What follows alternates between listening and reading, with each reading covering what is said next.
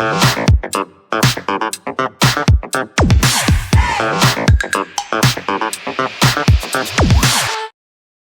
Kamala Harris wins the 2024 presidency, then the economic depression that was meant for Donald Trump will fall to her administration.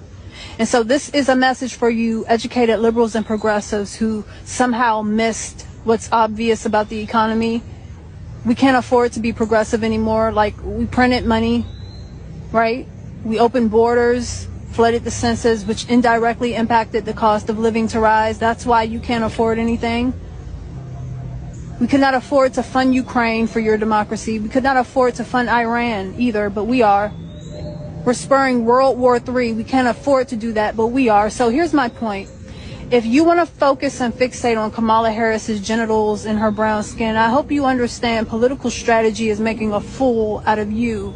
She's going to be focused on all the stuff that women generally are, all the feelings stuff. Meanwhile, you're going to see an age where you have to protect your resources and your food and your families and yourselves.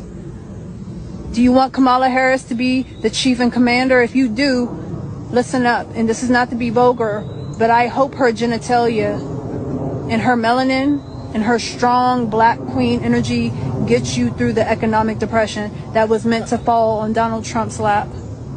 Congrats, you got played. So I'm not going to sit here and say I'm going to do something that's only going to benefit black people. No. Apparently that must be some type of warning. But guess what? You talk about the pressure must fall on Donald Trump's lap. No, here's the difference between Donald Trump and Kamala Harris. Donald Trump would do everything in his power to save the economy. He did before. I believe he could do it again, provided if you're Democratic, liberal. Did I say liberal? I try to mix Democratic and liberal. Demi-liberal.